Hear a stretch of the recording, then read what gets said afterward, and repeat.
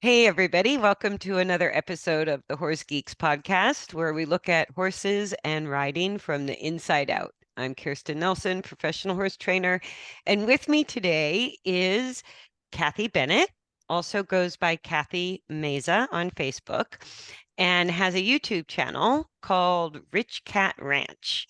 And Kathy, you hosted me on your RichKat Ranch Roundup, which was great. That's how we met. And you had found some of my Horse Geeks hacks on my YouTube channel, how, Lifesavers.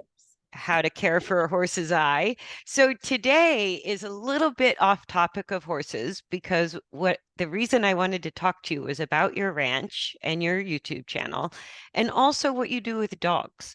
Okay. Because so many horse people also have dogs. Yes. Yes, most horse people, I have to say, also have dogs. So I wanted to sort of look at what you're doing with the dogs is similar theory and understanding of how I work with horses. I think so. Uh-huh. Yeah, so let's start off with just a little bit about your channel or your ranch or how, because your channel, I love the tagline. It says a passion for animals, love for life, and respect for nature. So, such a kindred soul. Mhm. Yes, absolutely. So, how did you start the YouTube channel? And it looks like you have a smorgasbord of stuff you offer there too. Yes. Well, initially we just had a Facebook page. We have a family business that's also called Rich Cat Ranch. So we have a family business page called Rich Cat Ranch on Facebook. And periodically I was sharing videos of our work with the animals here, the fosters that have come into the house, the horses, all of the animals. And over the years, people would frequently say to me, "You should have a YouTube channel." Oh, and I thought, no, thank you. No, no, it's so daunting and intimidating. And I watched YouTube. I enjoy YouTube, and I've often looked at YouTube as a great source of information and education. So if there's Oh, something yeah. I need to learn how to do, or uh, just something I was curious about, you literally can find anything here. And I didn't see myself being someone that could offer that to other people. I was just sharing animal related stuff on our Facebook page because our home business is primarily animal related. We care for people's horses and dogs and properties when they're away from home. So on their property, we take care of things for them when they have to be away. Mm. Uh, and we board dogs here in our home. We foster dogs here in our home through Good Shepherd Rescue of Texas. And we have a lot of animals. So we have a lot of joy that comes our way, a lot of funny things that happen because of our animals. And so Facebook was just a way for me to share that with people. But I just had just enough people encourage me to consider starting a YouTube channel that I thought, okay, why not? That might be fun if I can say I have a YouTube channel. And my first Yeah. video was just a little 30-second clip because we have cameras all around the property. So we have cameras in our duck and goose pen, and I had a goose sitting on was she sitting on goose eggs or duck eggs? I think she was sitting on duck eggs for me that particular year. And the cameras, you can record 30 seconds at a time with these cameras. Hmm. So I captured the little video, I posted that on the YouTube channel, and it didn't get a lot of views, but it gave me the opportunity to see that YouTube is not so scary. It was not Yeah. as complicated and technical as I was convinced it was going to be, which was part of why I really had no desire to do it initially. And I thought, okay, I can watch that. And then I shared that link on that Facebook page, and we got some views, and the response was really nice. And I thought, okay, well, this could just give me an opportunity to share what we do here with more people, not just limited to our little, geographic area, people that might be potential clients for us. Um, and it just took off from there. And then I realized uh, that I don't necessarily raise my flock. We raise ducks and geese here, and I Hmm. don't necessarily raise them the way everybody else raises theirs. And there's a lot of people that I feel like maybe steer folks in the wrong direction on some things. Ducks are completely different from chickens geese are completely different from chickens, but a lot of the information you'll find out there, the It's all people kind of the teaching, same. yeah, they're just lumping them all together. And what might work for a chicken could potentially kill a duck or a goose as far as first aid and, Oh, how you care interesting. for them. Yeah, things like that. And I thought, I want to start being a source of information for people that maybe don't understand the differences. I want to I share think, what yeah, I've that's learned, amazing. and yeah, the things that I have found that really do work best. Now, I've never raised chickens, so I can't, speak to the issue from that perspective, but uh I've certainly made some mistakes with my flock because I followed the advice of people that were basing their teachings on how to care for chickens and just spreading it across the board that it would work for waterfowl as well.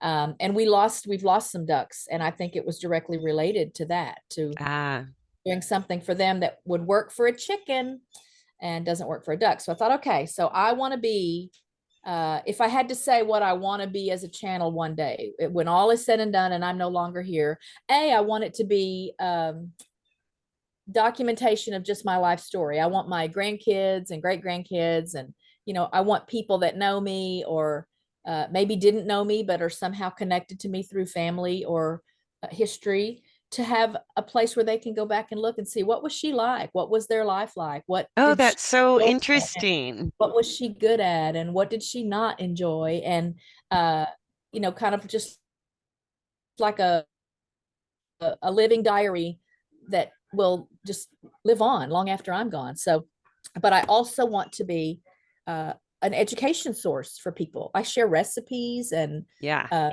other little how tos for things I've learned over the years. And uh, so the ducks were initially a primary focus of the channel. We didn't have geese. Did we have geese? Yeah, well, obviously we had geese when we started the channel because I had that mama goose sitting on the duck eggs for me. But the geese were new. We had just added 2-day-old Toulouse goslings to the flock the previous spring.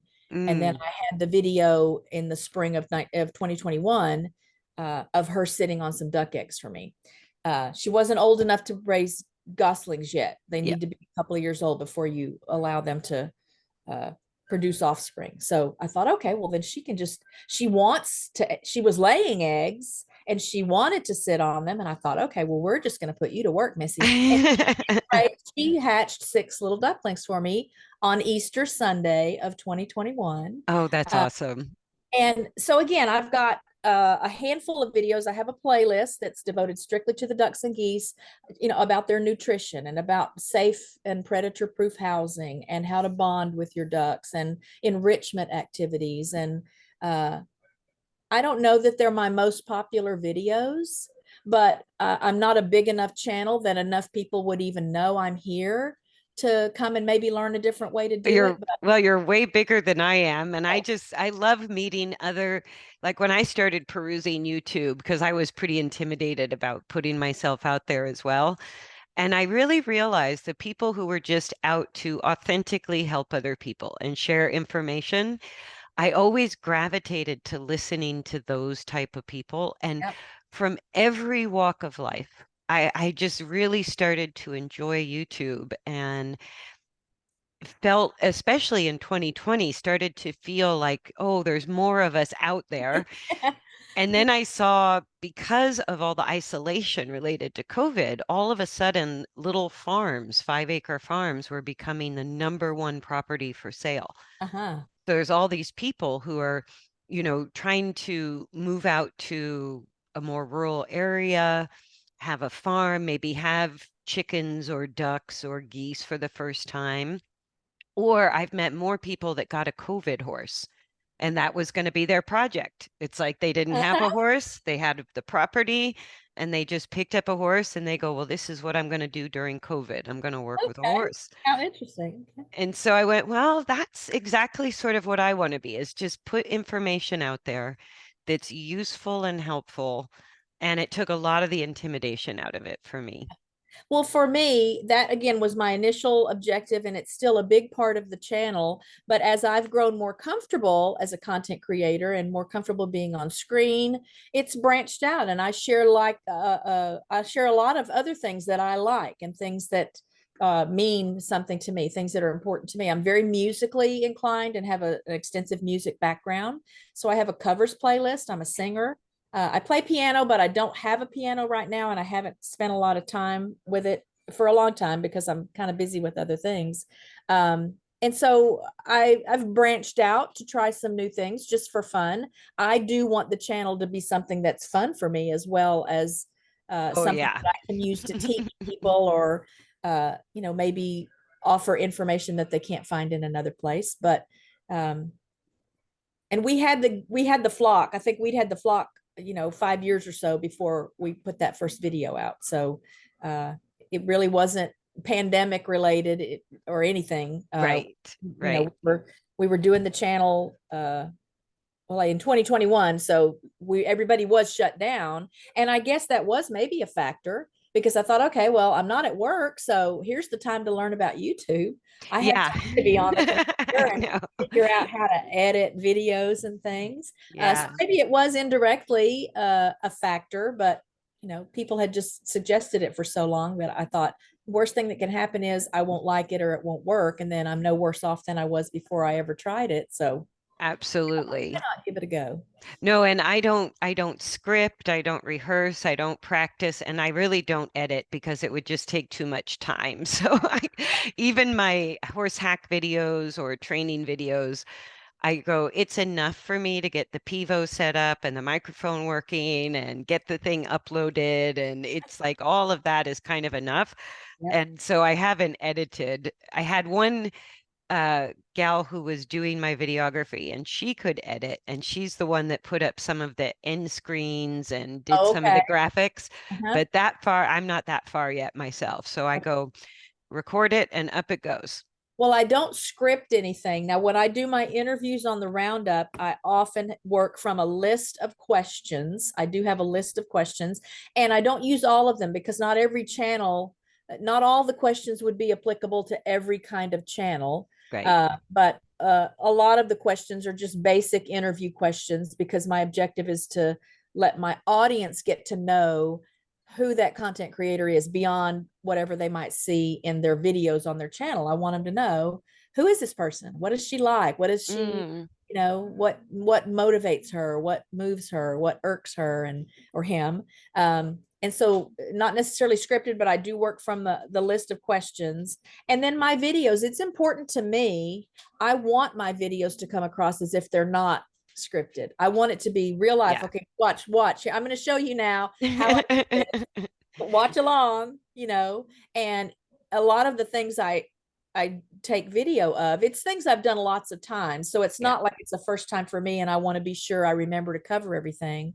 It's something I do routinely, but I know not everyone knows how to do it, or there are a lot of people that just live vicariously through videos they're watching on YouTube. I imagine there are people that have never had a horse, they've never touched a horse, they maybe never seen a horse in real life, they've seen movies and TV shows or Yeah. stories, and maybe they dream of having a horse, or And they maybe they want to learn have about a it. horse and they heard something and they want to learn about it. So I know that's probably true for a lot of what I share on the channel too. And people will even tell me regarding the dogs. I know you mentioned that specifically. People will tell me I don't have any dogs, or, my last dog was a Chihuahua or something completely opposite of my dogs. But I just enjoy watching your dogs. I enjoy watching you interact with the dogs. And Oh, that's yeah, awesome. so I just want it to be real life. I want it to, give people an idea of what it's like to live where we live. We have a wonderful little property here in a beautiful part of North Central Texas. And I want them to know what it's like to have a lot of animals, what it's Yeah, that like absolutely. wise, schedule wise, uh, No, just and I what it's like. think you had a video about like caring for the animals is your therapy. I Uh-huh. think there was a bit, and I feel the same way. Oh I my go, it goodness. is, It's what keeps you, it's a fitness program, it's a mental health program, it's a Absolutely. love and devotion program. I Absolutely. know it is. When Absolutely. you have a bunch of animals that you have to take care of, it's your life is organized around that, but Yep. it's a beautiful life. And I Yep. do think sharing that with people from all walks of life is really a gift for some people who don't get to live on a farm or who are maybe thinking about having animals but don't really understand what that's going to entail. Yeah. And I know that doing rescue work, because again, we rescue, for the most part, it's German Shepherd dogs, Hmm. because the rescue we work with is Good Shepherd Rescue of Texas. But every now and then there's a little, heartbreaking story. And it's a dog that's not a German Shepherd, but there's someone available to foster, and the organization has funds to cover care or vetting or surgeries or whatever they might need. And so that little dog comes in. One of our favorite fosters of all time was not a German Shepherd dog. And I'm still friends with the family that adopted him to this day. So we still get updated pictures. And Nice. he was with us a little longer than some of our other fosters have been, in part because he wasn't a German Shepherd dog. People Right. that look to Good Shepherd Rescue, they're looking for a German Shepherd. They know they want a German Shepherd. But the little family that found him, that was true for them as well. They went to the Good Shepherd website looking for a German Shepherd dog until they saw his picture, and then watched some of the videos that I was sharing of him on our Facebook page and on our Good Shepherd Rescue Facebook page. And they thought, oh my goodness, he's not a shepherd, but he's the most amazing little dog. So, Oh, that's but it's great. just incredibly gratifying work. It's incredibly therapeutic work to save a life, to save. And my background is in healthcare.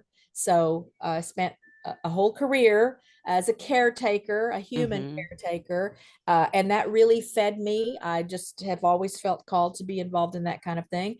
And I feel like I'm sort of still doing the same kind of work, but this is even more satisfying and gratifying for me, because I then don't have to deal with the rude or, less than pleasant patient that, they're not comfortable anyway. They don't feel good. They Yeah, don't feel it's right. And then they're going to it, have to pay sometimes a lot of money for what it is they need, and they don't right. want it, or it's a challenge for them to be able to cover costs. And the animals don't do that to me. They don't have hangups or bad attitudes. They They're a can, lot less complicated. oh my goodness, yes, they can have Yeah. their cranky moments, but and I just really feel like they show their appreciation. They really love unconditionally, and on some level they're aware of what it is I do for them. I feel Oh, like I absolutely. I feel like they're connected to me that way. The flock has been, I was new to any kind of birds, raising or owning any kind of birds, until I got my first little 6 ducklings, which I bought at Tractor Supply. After many years of buying our horse supplies at Tractor Supply, Uh-huh. every spring they would have the little chicks and the little ducklings. Oh, and I don't know, I never even was as interested in chickens as I was ducklings. And so every year, every spring, I would say, oh, it would be so nice to have some little ducklings, but I didn't know anything about it. We didn't have anything set up yet for them. And then one year, I don't know why, I could not control myself. I came I home, know. 6 little ducklings. We got them set up. I had a brooder set up out in the garage. This was spring, so the weather was nice already, but we didn't have a pen, anything. Yeah. Uh, and so Richard and I got busy. He did most of the work, and he built a nice pen. It was initially just a one-room pen, and that moved to a one-room pen that had a big coop kind of thing. Then it moved to a 2-room pen. We added a second room on it. And so the second room could be used for brooding babies, or if I had an injured or ill uh, member of the flock, they could stay there and, not have to be harassed by the other ducks. And at this point, I'd love to have even another room so that, in the rowdy time of year when the boys are really boys, that the boys could stay away from the girls so that the girls could sleep at Yeah. night. But they get along well, and the geese kind of monitor that. The geese actually do a really good job of refereeing and not allowing the boys to be too rough with the girls. Oh, that's so I've funny. seen that. We had geese when I was a teenager. We had the big white Chinese geese, Uh-huh. and they would run under the horses. Like if they were trying to get away from people, they would run in the horse pasture, Uh-huh. and we could never stop it. And the horses were so careful. These geese would literally run right underneath them and Uh-huh. try to shelter between their legs. And the horses would try to step around them, but I think every goose that ever lived at our place ended up with a broken wing At some point, yeah. at some point Yeah. and never killed them, but they would get their wings stepped on. Yeah. Yeah. And so we had these like we had these sort of crippled geese that Oh, went around our property. oh no. Well, we've got our But little, I have my little batch of uh I call them senior ladies. So some of the females in the flock, the ducks, the geese are they're big and strong and they take care of themselves and you don't mess with a goose. mm, You don't no, mess. you don't mess with a goose. But I've got a handful of older girls, ducks in the flock that just over the years, again, they've had injuries. The boys have overmated or something's happened and they've got an injury. So they're kind of slow. They don't get around well. And so they have their own little section of the yard with a little pond that we built so that they can still have swim time and outside time. And then they stay in a separate section overnight. There are two boys that stay with them. They're our youngest boys in the flock. They're little mallards that we rescued from the Humane Society. I got a call. I guess it's been almost 3 years ago now that they had rescued, taken in two ducks, and they're not set up for Oh water yeah, breakers. yeah, Humane yeah. Society, that's dogs and cats, and there is a great equine division of the Humane Society here in North Texas. But ducks is not, that's not their thing. So I went But right away and got them. isn't it amazing though to see their intelligence? Like I think humans think because we have the biggest frontal cortex of almost any species other than whales and dolphins, Uh-huh. um, that we think we are the superior intelligence on the planet. And I go, animals really show us there's lots of different types of intelligence. There's not just one kind of intelligence. And I did an interview with a lady. Have you ever heard of the Heart Math Institute? I don't think so. It's a research center they put out 200 research papers on how the heart functions, the human heart, Oh, wow. and Okay. that there are more ascending from the heart to the brain nerves than there are descending from the brain to the heart. And Interesting. that the heart has a different kind of intelligence. And I think that's where we really connect with animals. Okay. And I go, I'm just as excited to talk about ducks and geese as I am horses or dogs, because when you have that kind of love for animals and you live with them, especially, you see that they have this incredible nonverbal language. They have ways of communicating, they figure things out. They are very intelligent in their own way. I go, most of them don't have an opposable thumb, so that limits them in Right. the human world, Right. but that doesn't mean they're any less intelligent. Right. Or to watch how they take care of each other and how they look after each other. And in even the interspecies relationships, like you saw my cat dog who's in all of my Aussie Yep. videos, Yep. and Out he there supervising. Yeah. out there supervising, and the horses are so careful Huh. not to step on him. Huh. And they sniff him, get along with him, but that sort of interspecies relationship is just beautiful. Oh, yes. And our dogs, now we don't let the dogs mix a lot because typically we have a visitor dog here. Mm. But in the rare moments when it's only our dogs are even allowed to mingle and mix with the ducks and geese. Number one, again, the geese will not tolerate anything dangerous coming too close. So if and when the dogs are looking a little too curious or they're too close to the area where the ducks are, looking for bugs, things, the geese will run them off. And again, if you've never, you will have seen it because you grew Oh up with yeah. geese.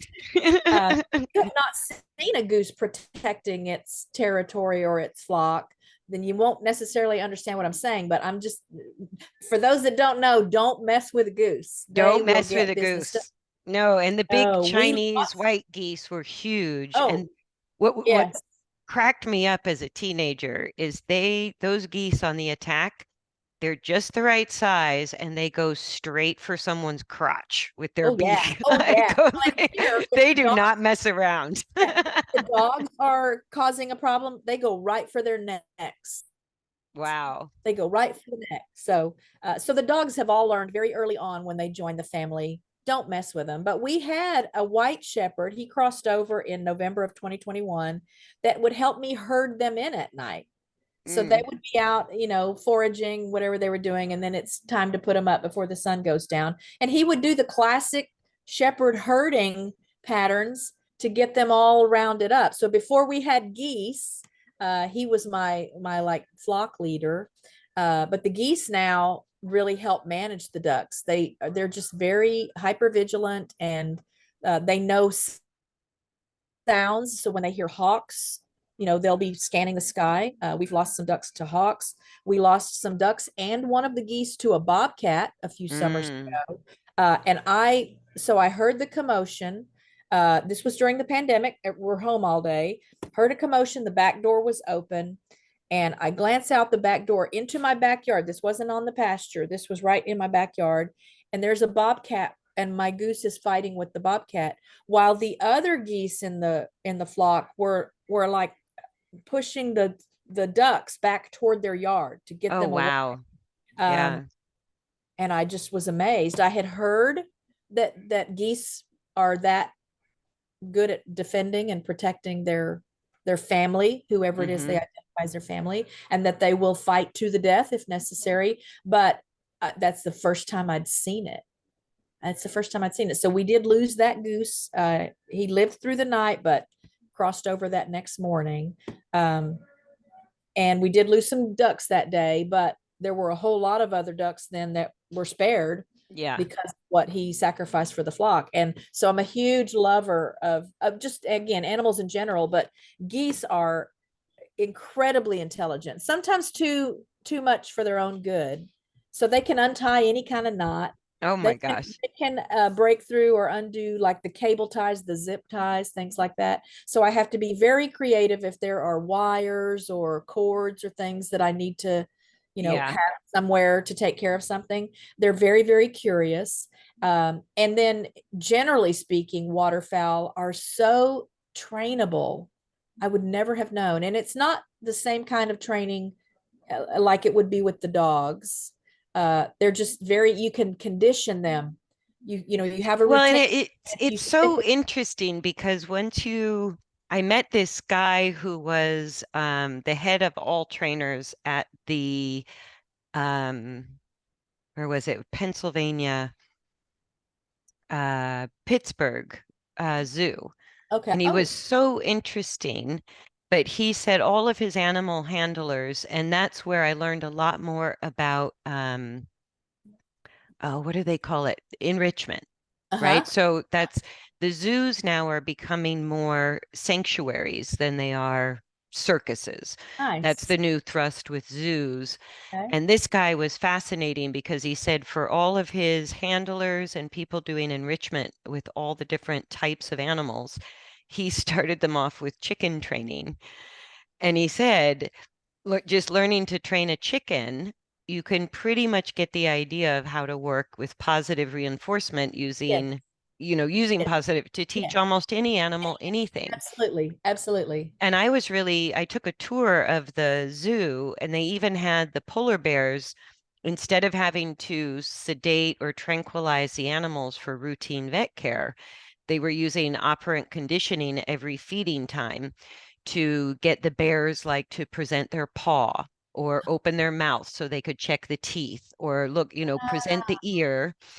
And even the big cats were taught to lean up against a fence to present the jugular vein for a blood draw Oh, or for an yeah. IM injection or something like that. Oh, And so it's way beyond horse training. When you work with animals, I think kindly, I just think that translates. And that's why I wanted to, do this podcast with you, is because I'm always mired in the world of horses, which I love. But it was fascinating to go around the Pittsburgh Zoo and see what they were doing with all these different species, all these different enrichment programs, and how they were using positive reinforcement to help the animals deal with part of being in a domestic situation, Right. And that we they're can not teach natural. them. Exactly. And I Yeah. go, even horses and ducks and geese and chickens. I think chickens are, no, there's wild chickens in Hawaii. I was going to say, I don't think there's any place that chickens are wild, but Hawaii, they have wild chickens. Okay. Um, but to really work with an animal, the whispering part or the taming part is really just kindness Oh, and not being too demanding yes. and finding a way to say yes or no. Because Yes. that's really the conversation is yes or no, yes or no, yes or no. That's all it is. I feel like at the top of my priorities or the top of my bag of tricks has always been to try and figure out what's going on with them. Why is he doing that? Is he Or afraid? from their Is he perspective. hungry? Yeah, Yes. Is he hurt? Did he get scared? What's going on when I see something that maybe is concerning or it's not a behavior that seems normal, then right. I just try to figure out what's going on with him.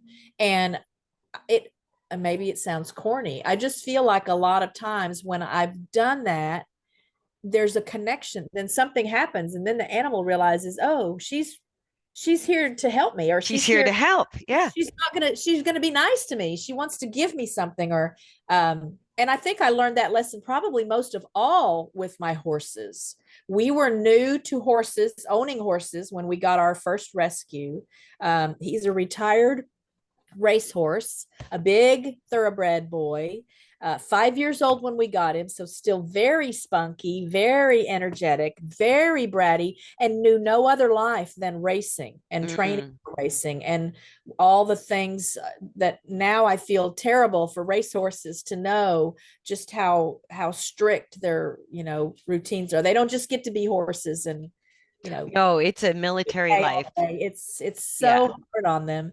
And so there was a huge learning curve for both sides, for him and Yes. for us, on for him just to become a horse, just a pet, doesn't have to work all day, doesn't have to have people poking and prodding all the time. And No, um, and the life of a thoroughbred, even at the breeding farms, like breeding in the thoroughbred world, no matter what area you live in or what country you live in, everybody breeds at the same time. oh, There's a okay, breeding season. okay, Then there's a foaling season. Then okay, all the yearlings are handled the same way. All the 2-year-olds are handled the same way. okay, All of the early training, getting them started under saddle, is done the same way, farm to farm to farm, and at the same time.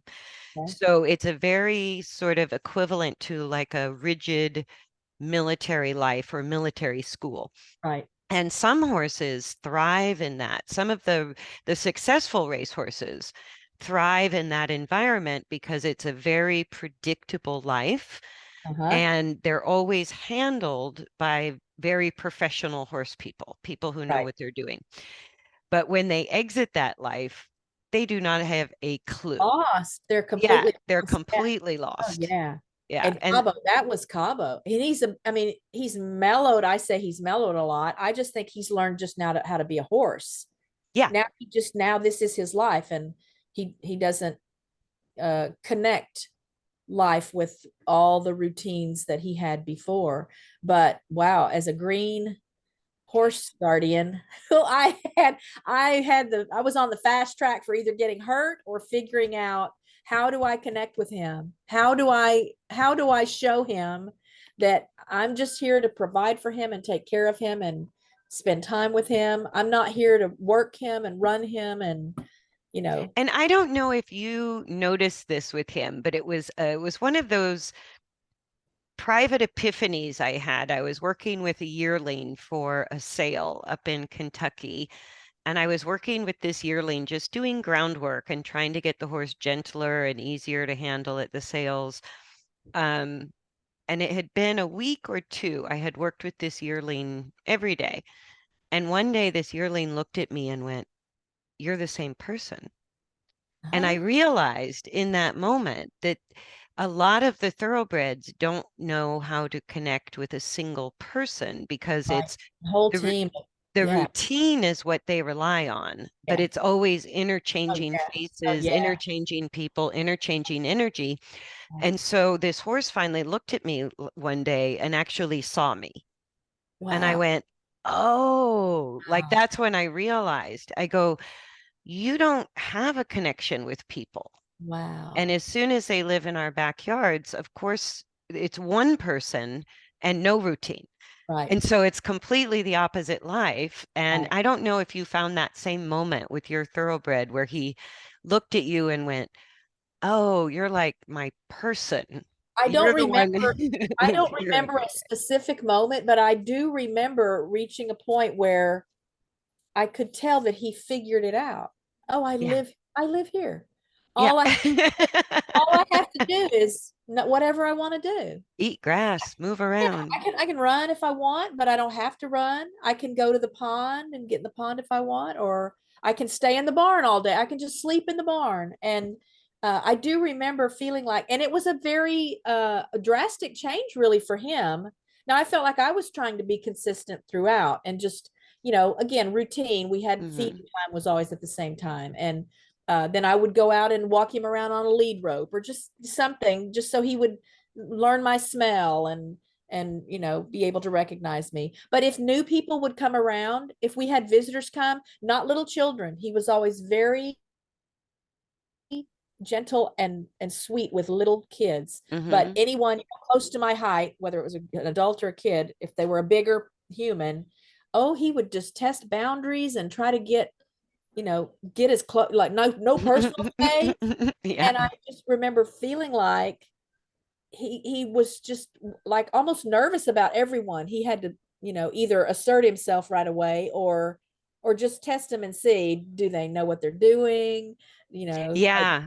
They aware of what they're supposed to do around a horse. And so he's not like that now. And so again, there was a shift at some point where I think he realized. Now I think it did him some good when we rescued our second horse. So we had him for about 3 months, just him. And Hmm. then we rescued an old mare. We had no, again, rescue world. We only know how old he is because he came from the racing world. Right. Right. He has a spinal condition. He has spinal ataxia.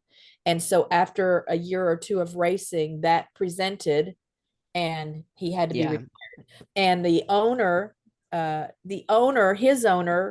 his wife is a veterinarian who often provides volunteer equine care for the Humane Society. Nice. We have a relationship with Humane Society only because they know us through pulling dogs from shelters for rescue for Good Shepherd. So we got a call asking if we were ready for our first horse. We had lived at this property for about 6 months, 6 or 7 months. And we got it specifically because I had a dream of having a horse one day. I was the little girl that always wanted a pony Yeah. growing up. And so we got this call, and I thought our first horse would be an old mare, just, already worked out all her friskiness and stuff. No, we got this really handful of a boy, but it really helped him, I think, then when we got Liberty. So his name is Cabo, and we then rescued Liberty. Again, another phone call from the Humane Society about a big a big herd of horses that the owner had passed away, and there was no one else in the family in a position to take them in or care for them on the property. I think there were maybe 20 horses in the herd, so they were desperate Mm. to find places for them. So, and I knew that, ideally he would be best suited for a mare to have a mare companion, particularly because he was just so bratty and spunky and Yes. incorrigible at times. So she came, and it was really interesting to watch how he deferred to her. How, I mean, she just set him straight right away. The first time he got a little too close or sniffing where she didn't want him sniffing, and he got a kick at the right time. Yeah. And then he started thinking, oh, well, I'm not the king of the world, I guess. And so that was really good for him. And it was good for me. It was still a little while after that, though, that I felt that shift where he realized oh, this is this is my home. Like, this is where I'm going to always be now. This is Yeah. where, and I don't have to work every day. And I think she may have helped him learn that, because again, she was just a pasture horse. These people just had a herd of horses, just, I guess, because they loved horses. Maybe she was a trail horse at some point, we don't know, but she was so good natured and sweet spirited and low key and friendly and affectionate, and like the opposite of what we initially saw in him. Yeah. Uh, and he's taken on some of those qualities, I think, because of her. And now the companion he has now, which is a mule. We have a mule that is his companion, because unbeknownst to us, when we rescued that second horse, his companion Liberty, she was older than we thought. Again, she came into rescue. There was no way to really know how old she was. Hmm. So all we were told was, well, she's at least 20. But I thought, okay, yeah, that's more what we thought we would get. Older, Yeah. don't have to train, get Right. some bad behaviors out of her. And so she crossed over 3 years after she came to join the family. And Cabo was beside himself. Oh, I yeah. Yeah, I always, bet. always, I was very uh, aware of the emotional intelligence of horses and their need to have companions, and that they're herd animals. But I was not prepared for the grief I saw from him, particularly not from him, again, because he had been so full of himself and No, and when he comes in without a companion, they can kind of come in as a lone horse and make do. But when they lose a companion, they it was grieve as deeply. Some horses, not all of them, but once they, like this mare, sort of taught him, hey, here's how horses talk to each other, you big dummy. absolutely, You've yeah, been living in the human absolutely, world for too yeah, long. yeah, And so it sort of restored that natural herd dynamic. And I think they grieve that almost more than the individual. So then you definitely like have to have a second equid, which yes, could be a donkey or a yes, mini or a mule, but yes. another equid, because they feel safe within that social structure of the herd. Yes, And yes. once they have it, it's very hard to take it away.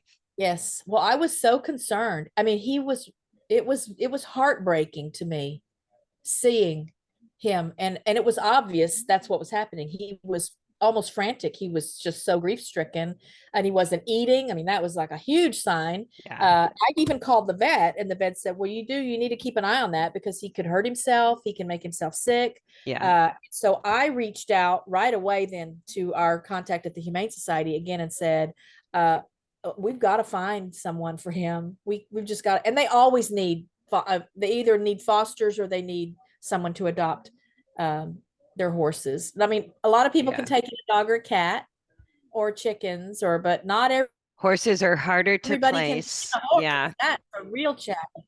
So we went out maybe 2 or 3 days after Liberty crossed over to meet the horses that were available for adoption, thinking we would get a horse. And that's what we get for thinking. We met Delilah. Delilah is our mule. Her name is Delilah Rose, and she had been confiscated.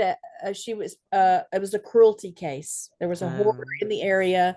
Uh, Way too many animals. They were all in really poor condition, because there just was no way that this person could provide for them or care for them.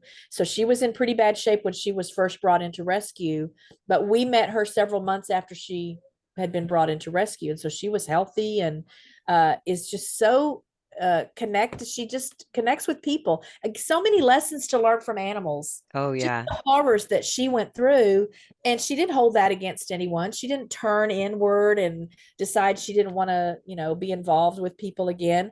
So she came to us. She approached us when we were in the pasture, because we were going to go meet some horses, and she let us pet on her. And I just thought, oh, how sweet is that? She came right up to us. They pick us. Oh, and then she followed us around, as the Humane Society rep was talking about, over here is where we keep these horses, and over here is where we keep these horses. And so we'll go over here first and let you meet these guys. And she followed us around all that time. And then we went through a gate and closed the gate to go to another area to meet some horses. And she just cried and cried and cried, watching us walk farther and farther, and I would turn back to look at her, and she would just cry out that sweet little donkey kind of sound that people think of. Um, and then the person said to me, she said, I'm sure you know this already, but most of the time, it's not the human that makes the choice.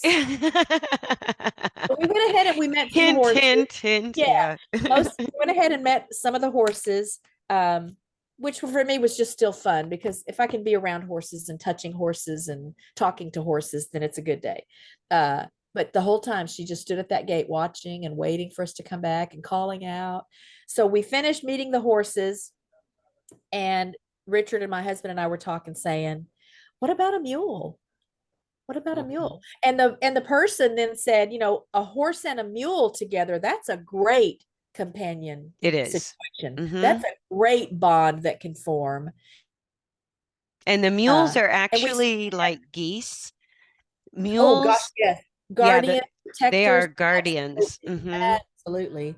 So long story short, Delilah came home with us. And it's Nice. been one of the most amazing things we ever did. And so from the beginning, they were fast friends. He was so excited to have a new companion. They took to each other right away. She did have to give him a kick too. Yeah, I'm That first sure. day that she was with us, he came over and he's sniffing around and getting all up in her space. And she's still trying to figure out, where is this place? What is this? Where's the food? What? Hmm. And she gave him a kick, and I don't know that they ever had a problem between them since then. Yeah, And she said it sorted. great. When he's too rowdy, I'll watch her. It's fun to watch her because she's not shy about correcting Oh no, no, and the mares really run the show. best thing that happened to him. And she's, Yeah. again, just gentle from the start. Our grandchildren at the time, some of them were still very small. You just plop them up there on her back, put a lead rope around her. We didn't have a saddle or anything, and take the kids around for little rides. And she just ate that up. I think she enjoyed the attention too. And he's now at a point, we've got some little neighbor girls just to the north of us here that like to come over sometimes and brush them, and, you Oh, know, nice. comb their manes and Nice. stuff. And it just warms my heart to see that even Cabo, Mr. Brady Cabo, that sometimes doesn't want to stand still long enough for me to clean his feet, but he can tell that those little girls are just eating it up, that they're getting to touch on him and No, play. and that was the other thing I learned from the Heart Math Institute was that horses are one of the few animals that the measurable electromagnetic frequency that's given off by their hearts actually can influence the rhythm of the human heart. It's Wow. one of the few animals whose heart actually affects what they call the spaces between the beats, Wow. the coherence of our own heartbeat.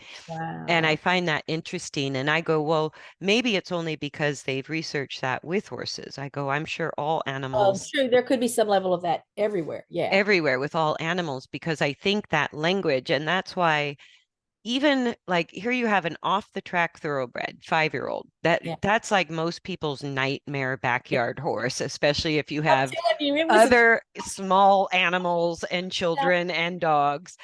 And yet that reputation I don't find is deserved because it's how you work with them, it's yeah. how you handle them. And they have just as much of a big heart as any other animal. Oh, I, he's a big sap. Oh, yeah, he's a and sap. they learn. And But he knows praise when he gets praise. He does mhm, understand that, and you can see how he soaks that in, and wants more of it. So he's yeah. come a long way. But I think the females, I think the mares that we've paired him up with have really, really helped him a lot.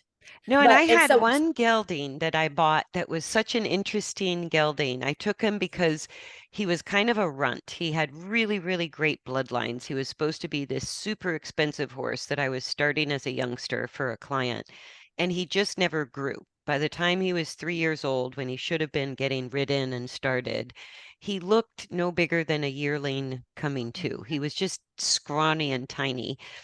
And so I took him because I just didn't have the heart. This horse was so soulful and so sweet. I didn't have the heart to see him go into competitive life and being a yeah, runt and being pushed. So I took him. And that horse as a horse trainer, having horses coming and going, and I've been at some very big barns and I finally have my own small place. But every single horse that I would put that horse with, his name was Jasper. Jasper never ever fought another horse, and he was accepted by every horse. He was Wow. like just the most magical creature Wow. that he was my farm diplomat. I go, anybody new coming in, throw him in with Jasper. Jasper showed him the ropes, Wow. told him not to worry. They settled down. They were best friends. And then Jasper was that way with any Wow. horse I ever put him in with. And he just had this magical connection of helping the other horses settle down. So I had him and a couple others of my personal horses that are what I call my anchor horses. And so when I have new horses coming in training, especially if they're afraid or it's a new place, they don't know if they've been sold or not, they have no idea what's happening when they come in training. And some of my anchor horses will just get them settled right in. Nice. And it's so amazing to see that intelligence. And Jasper knew his job as the farm diplomat. He goes, I'm up first. This is my Yep. job. Yep. This is what I do. I get everybody to settle down and Amazing. settle in. And Yeah. I wanted to just share that. So, and a lot of people do know this about me, and I share enough of this on my channel that people know, but just the concept of um, connection with animals. And even this may really sound strange, but what you shared about the ability of horses and the energy that comes from their hearts being able to impact the energy around them. So I'm a bug lover. I particularly Yeah. love spiders. I love snakes and really love them. I think they're beautiful. They're fascinating. I understand their importance in Hmm. nature, in our ecosystem, and jumping spiders are my favorites. I And love jumping spiders. one of the reasons they're my favorites is because of all the spiders, they really seem to connect. They interact. I mean, I can be holding one and talking to it, and it's looking at me, and it'll tilt its little head, or it'll hear another little sound, and it's Yeah. just mind-boggling to me. And those interactions, so regardless the animal, those kind of interactions for me, when I feel a connection, even if it's just a fleeting experience, it does something for my heart.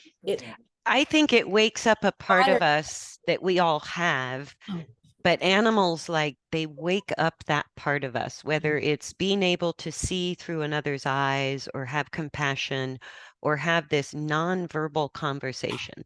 oh I go, yes. these conversations around my farm are as interesting to me as going Oh, out for and coffee with friends. I learn as much about myself and the world Yeah. because of those conversations.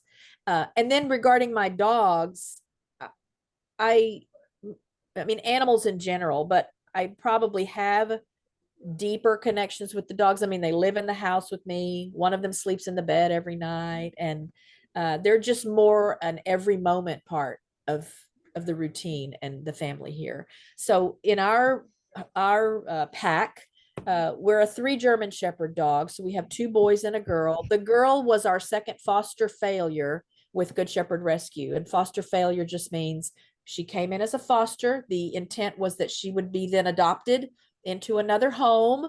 Our job was just to teach her that, not all humans are bad. Hmm. A house is a safe place, that other dogs can be your allies and your companions, and just teach her how to be a dog. Yeah.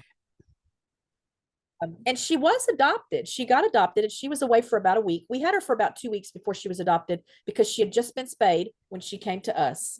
And we like for the healing to be done and the stitches to be out before they go to their new homes. And so she was adopted. She did great here. She was about, just shy of 2 years old. So 16 or 18 months old, maybe, when we brought her in as a foster. But the family that adopted her reached out after they'd had her for about a week, and they said she was just too destructive and she was getting on the counters. And I thought we'd not seen any of that here. So Mm. maybe she was stressed, maybe she was doing that. But a lot of times people just don't, again, they want a German Shepherd, because they're beautiful dogs and they're super smart, and but then they get home and they get a German Shepherd and they're big and they eat a lot and they need activity. They have to have a job. Yeah. They have to have mental stimulation. They cannot be left just laying around all day or in a crate all day, or they'll go bananas. And yeah, then they'll cause problems and demonstrate things that nobody wants to have to deal with. And so in our rescue, the policy is that if for any reason an adoptive family cannot keep their dog or chooses not to keep their dog, they come back to rescue. Mm. Now, sometimes it doesn't always mean they come back to the same foster that had them before, because that foster may have another couple of fosters and there's just no room. But we were in a position to just have her back. We only had our two boys at the time. Again, she was our second foster failure. One of our other German Shepherd dogs was our first foster failure. Which means you kept him. Yes. And I kind of knew, and Richard told me after the fact, he said, I knew we wouldn't let him go as soon as you saw his picture. He was a white German Shepherd. My kids grew up with a white German Shepherd. He had been living on the streets for like 2 years. He had a broken leg, and a kind person who had seen him coming around her business, her office, started putting food and water out for him. And over time, it took almost a year. Over time, he came close enough to her that she could touch him. So she caught him. She took him to the vet. She got his leg fixed. She got him neutered. And then she reached out to her contact at Good Shepherd Rescue. She does collie rescue, the lady that saved him. And the German Shepherd Rescue in her area, she was down near Houston and we're up near Fort Worth. They were full. They had no fosters available. So she reached out to her friend here at Good Shepherd Rescue, who said, let me see if I can find a foster. She contacted us. We made a trip down to pick him up and bring him home. And again, when he and I met eyes in the back, she was sitting in the back of her SUV with the hatch up, and she and he were there on the back of the car, and we pulled into that parking lot. I can't even remember where we met, like at a Jack in the Box or something. And I looked at him and he looked at me, and I thought, oh my gosh, He's here to stay. It's how it happens. I learned about foster failures. We had probably 6 or 8 fosters already at that point. And they all went to their homes just fine, even though we loved them. But wow, it was just almost magical. And he was a challenge because, again, he had lived on the streets. He didn't know how to be a house dog. And it was kind of rough in the beginning, but I fell in love with him, and we made the commitment. And he's then the dog that would go on to herd the ducks for me at night to get them. But I think you make such a good point that I know our sort of topic was to talk about dog training and horse training, but this sidebar I think is far more interesting, because what training to me is learning to actually communicate with the animal. Yes. And that it can be all animals. And Yes. I used to catch snakes as a kid. I'm fascinated with snakes, but that was like when I was a toddler, I used to catch. Separated at birth, aren't you? Yeah. But all animals. And like, the spiders, all the undesirable animals, I go, they're all God's creatures and they all have a role to play. And if we learn to understand them, like, even though I call myself a horse trainer, it's funny, like I'll tell horses, well, I smell like a trainer, but I'm not that bad, because to me, the training is really that nonverbal conversation. And I am somewhere between an interpreter. I feel more like an interpreter for people to go, here's what your horse is trying to say to you. And not like an animal communicator. I go, that's different. I go, this is stuff we can all see right in front of our face if we pay attention. Right. The animals are communicating with us all the time. And that dog that felt safe and secure and comfortable at your house, if people think, well, I own the animal, so I expect it to obey and work like my bicycle. Yeah. And I go, well, even your bicycle isn't fully in your control. Because it depends on how you ride and how you balance, right? And so, but that to me is training, to create an environment where the animal feels safe to communicate with us and we start to understand. maybe the nuances first of the breed or the species, but it always comes down to the individual. And I Right. go, they're as individual as people. Absolutely. All of our dogs, again, they're all German Shepherds and they all came from different stories. You know, some were not very pleasant histories before they came into our home. Uh, some were just, you know, if someone fell on hard times and they weren't able to provide for their animals anymore, they lost their home, lost their job, something, and had to reach out and find another place for them. But they definitely have their own personalities and their own ways of dealing with things. And I just wanted to say that what I've come to understand about animal training in general is that it's not the animal that needs the training anyway. It's the human that needs the training. The Needs to open human up to needs, that communication. yes, Yeah. let go of the ego and understand that this is another deserving, intelligent, emotional being Yeah. that they want a connection. Yes. Even the most terrified of dogs, even the, you know, most abused animals, they want that. They need that. Yes. Dogs are pack animals. Horses are herd animals. They need fellowship. They need family. Uh, Yes. and they can bond with the human just like they can bond with another animal. It's a different, you know, communication. I mean, you're Yeah. maybe speaking a little bit different language, but the connection is still there. But we And can fill those needs. Like that yes, to me is enrichment, is filling the sort of instinctual needs of that particular species or that particular breed. But even yes, as a horse trainer, I'm one of the few that works across the spectrum of breeds and disciplines. I go, it doesn't matter if somebody rides trail rides, Western, endurance, jumpers, dressage, racing. I go, that doesn't matter when we're talking about the communication between you and your horse right, right. or It's the still horse. balance of the Yes, movement. It's still a yes, horse and it's still yes, a human. yes, And so the age of the horse, the breed of the horse, the job of the horse, I go, those things don't matter as much as, to me, the magic is in deeply understanding and yes, developing that relationship, that bond through interspecies, you yes. know, kind Connection. of Yeah, connection. yeah, Yes, yeah. absolutely. And then with our dogs here, again, we've fostered for a long time. We've been boarding dogs since 2015. And the two, so our first German Shepherd that we rescued when we moved here, he crossed over in March last year. And then the White Shepherd was the one that crossed over in November of 2021.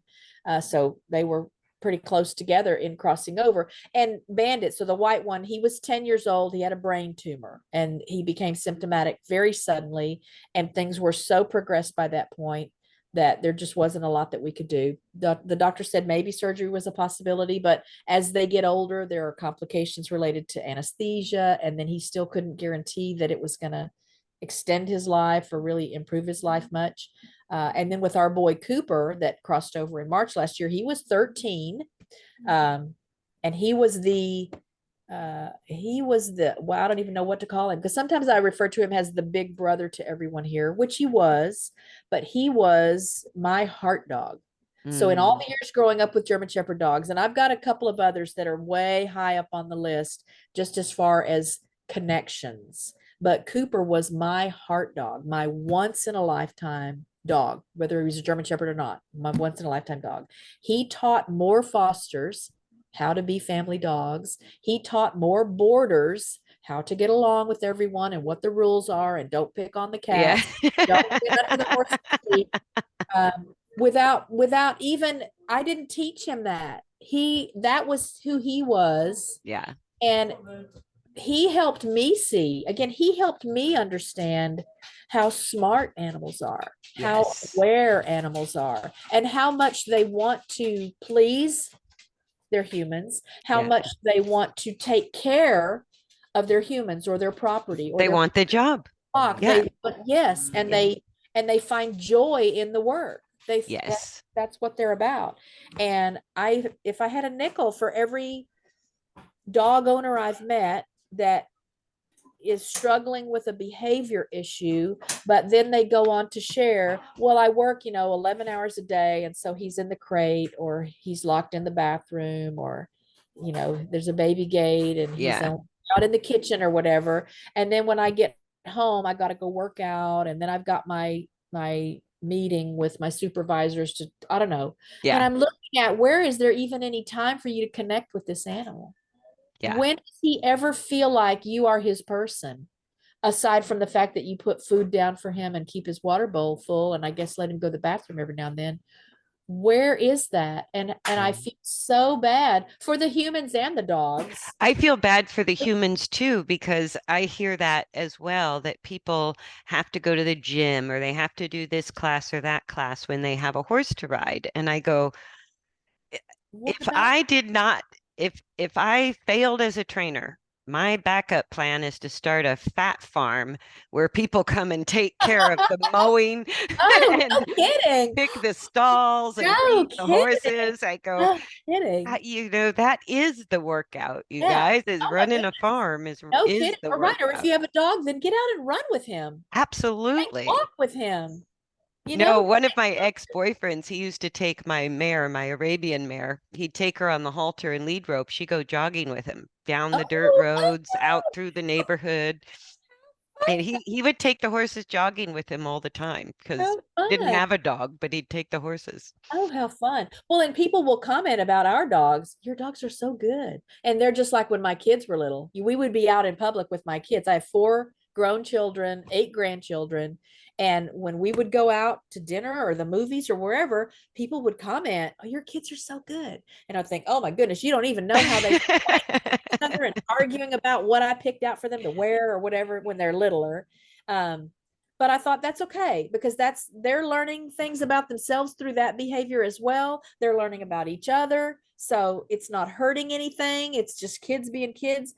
I'll take that if it means that we can still go on vacations and fly on Yes. airplanes and, and have them respect other people's boundaries and, needs for quiet or Yeah, whatever. and I see that with people with kids too. It's like this demanding of obedience and never putting a foot wrong and never giving, like a lot of times in rehab, the first week I'll work with a horse, especially a rescue horse, is letting Pandora's box of Just let it opinions and emotions. out. Just let it Yep. out. Just tell me everything you ever wanted to say to another, to some human.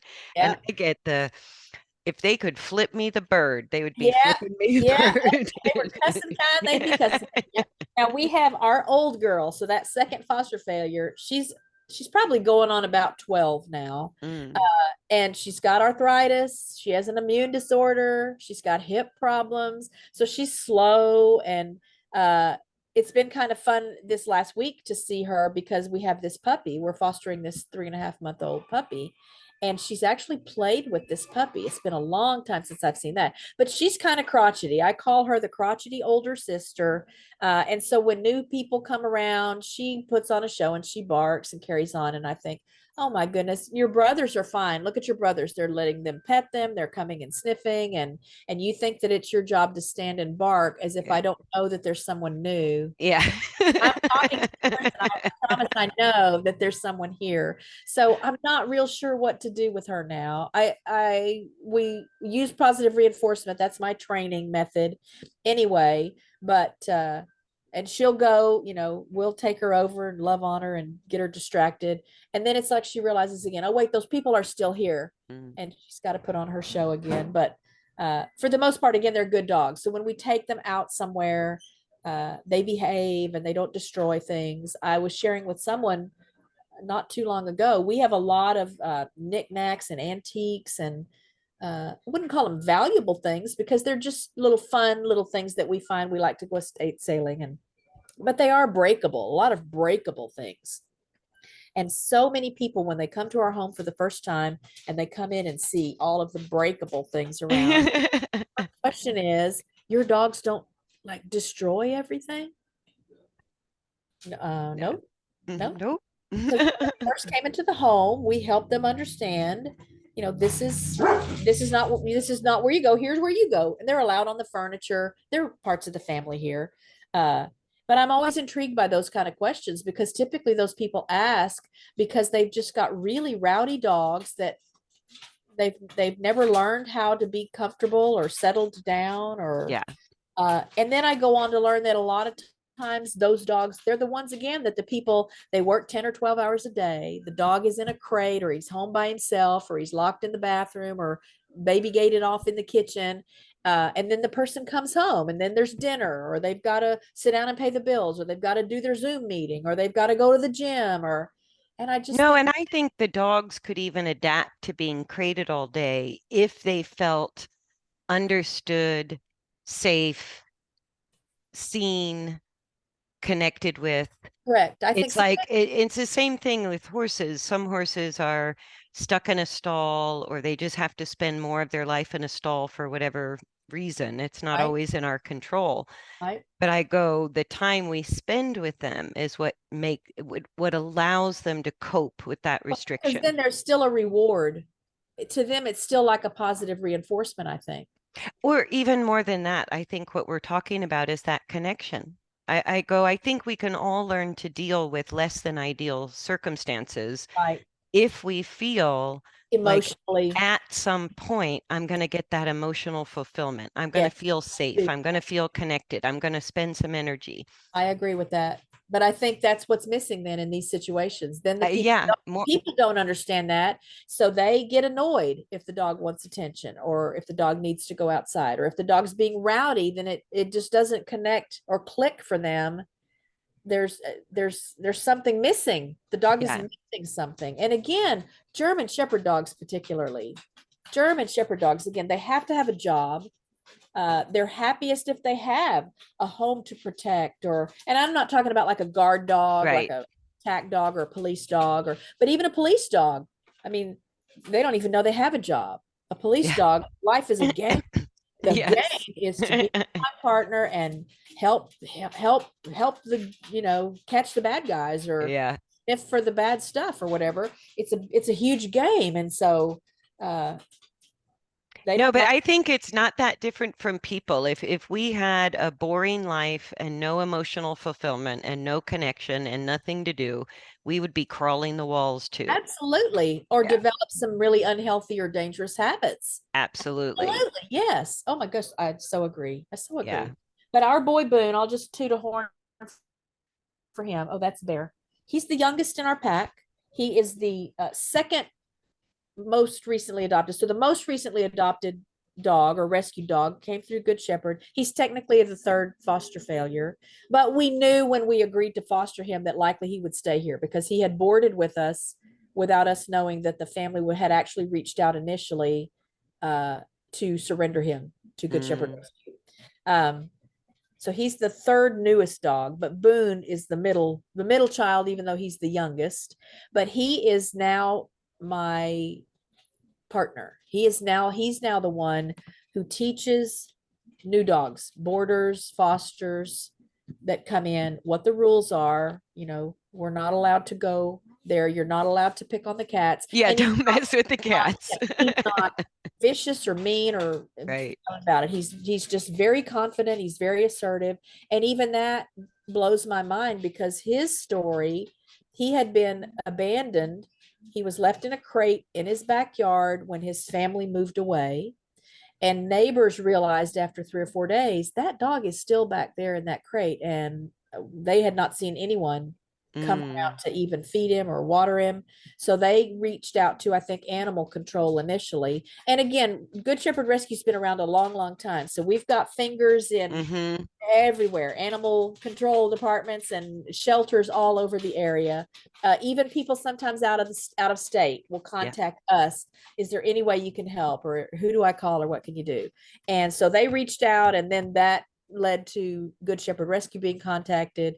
And so one of our representatives went and got him from the crate. And just so instantly, he loved people. Again, he was still very young. He turned 2. He'll be 3 years old at the end of December this year. And he was rescued late in 2022 or very early in 2023, maybe. So he had just turned a year old when he Mm. came to rescue. And maybe that was to his advantage because he just was still very trusting and friendly and loving, but I've just loved watching him grow, his confidence, the way he carries his body. And when there's a dog that's being, I don't want to say aggressive, but sometimes we'll do a meet and greet with a prospective new boarder. Uh-huh. Get a dog that's like trying to test out, I guess, and see, okay, who's in charge here? Which dog? Which dog Yeah. is gonna Who's top dog? out me? Who's top dog? And just watching the change in Boone's very, for the most part, he's very a very soft dog. He's Mhm. carries himself kind of like he's just got nothing to do. Just he's very relaxed. But then this challenging dog will come, and he's very erect. The ears change their positions. He does not make eye contact, but he holds his head up very high. And that dog might be right here, like just waiting to see. It's so fascinating to watch. Wow. He's still so young. Yeah. And so I'm just so thankful that we got matched up with him. We wanted him because the foster family he was with before we adopted him from Good Shepherd. So he's not a foster failure. We adopted him. There were horses at the property. And so I would watch videos that were shared of him, and he did so well with the horses. And I thought, okay, so he wouldn't freak out or, Right. be mean to the horses. And then it just ended up being a great match for us. So, but Oh, that's awesome. the dogs, all the animals here, but particularly the dogs, just because I think our bond is maybe a little stronger, just because of proximity and the time we really spend together during the day, really have taught me more about love and life and loss and Mm. loyalty than any human. And forgiveness. I No, think I think forgiveness. working with rescue animals, it Oh really my blew goodness, my mind. true. Yeah, and I just think that's a testament to what their purpose is here. Mm. I mean, they can have jobs and work hard, but I think the bigger purpose of being involved with animals and animals being on the earth for us to connect with is what they can teach us about ourselves, what they can I open up. think they wake up the very best parts of us if we let them. Right. If we Hmm. let them. Right. That's why, again, it's the humans that need the training. Yeah. Yeah. Well, let's wrap it up on that note. I think it's so easy to talk to you. We Oh, just blah blah blah me blah blah. too. And I'm loving that I'm But finding more and more things that I have in common with you. And just yes, so the snakes, audience who will know, knew? yeah, just so I your know. audience will know, again, I found Kirsten because I was searching for videos on YouTube on how to put medication in a horse's eye. I'd never had to do it, and one of our clients had a horse that needed medication put into his eye 3 times a day while they were going to be away for 2 weeks. So I thought, okay, I got to learn. And we didn't. This didn't come up like 2 days before they were supposed to leave. He had Yeah. this eye problem develop. Watched a lot of videos, and then came across your video, and I thought, what? Wow, okay, that's different from anything I've already seen. I'm going to try that one. And if it didn't work, then for me, it would just mean that's not the best one for me. Maybe there's something Exactly. Yeah. about my height, or maybe there's something about this is a horse that we've cared for a long time. So I was comfortable trying whatever I had to try. But even on the first attempt, it went really well. I got better as time went on. Yeah. So again, I'm going to thank you for that right here, right now. Well, I'm so glad that was helpful. And I just thought at the time that'll be our only connection, which is still a great connection. And I love the little serendipitous, things that happen on YouTube with building friendships and relationships. Yes. But then when I had you on the show and learned some more things about you, I thought, okay, wow, she's not just going to be my horse person now. So, No, and that's why even though this particular podcast is all about horses, I love connecting with animal people of all sorts because the exact conversation we just had is very close to my heart. And I think it's what all of us that live with animals know. And it's what we love to talk about with each other. But it's not really out there in the public very much. and Like it's not everybody's thing. It isn't everybody's thing. But yeah, I hope to inspire people to explore. I hope that when I share my passion for animals, again, like you said, even the undesirable ones, even the creepy crawly ones, yeah, or the slithery ones, or the ones that kind of have a bad rap for various reasons. I want to inspire people to think of it from a different point of view and to realize that, wow, maybe there could be something beautiful about a snake. There's something magical. Yes, about But a jumping spider. yeah, or beside Interact. just having this horse that I take on a trail ride, Yeah, there's a yeah, huge magical relationship that's available. yeah. We can be friends and partners, and Yeah. yeah.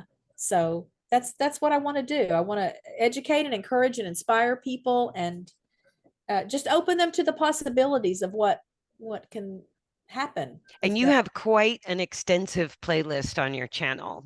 So you guys listening, it's on YouTube and it's called RichKat Ranch is the channel, and it's RichKatRanch. And you have, I think, 800 or 900 videos on your, Yeah, it's getting up there. it's getting A up lot of there. ready-made content here. Yes, I can and tell you, you some got really interesting playlists. Like you do a music playlist, you do the ducks and geese playlist, you do the RK or the Rich Cat Ranch Roundup where you interview all kinds of people, and that's the one you hosted me on. And so I encourage you guys to check out Kathy's channel because it's a huge variety, and I loved having this conversation with you this today was a treat about for me. This, connecting, having that heart connection with all kinds of animals. yeah, And I think you said that when you interviewed me, and it really stuck with me that when we look at what we can learn, and I think especially when they're in the role of caregiver or we're in the role of trainer or in the role of a professional of some sort, the pressure starts to mount that we always have the answers.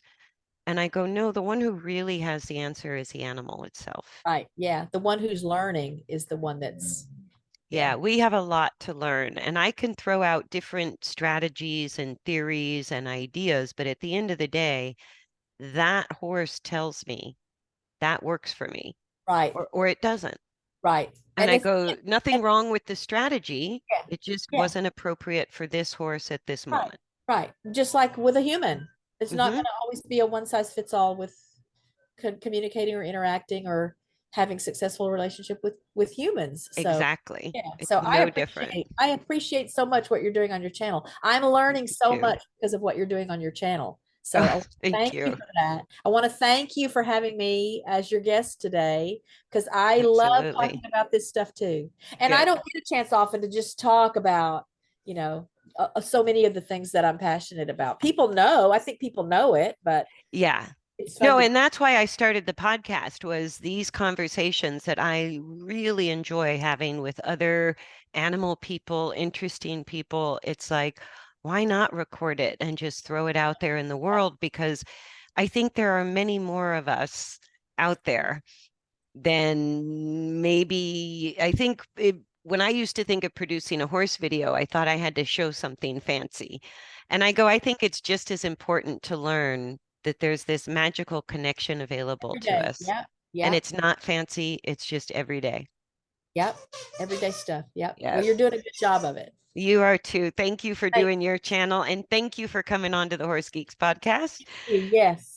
All right, everybody. So we'll wrap it up there. And thanks for joining us. And we look forward to seeing you on the next Horse Geeks podcast.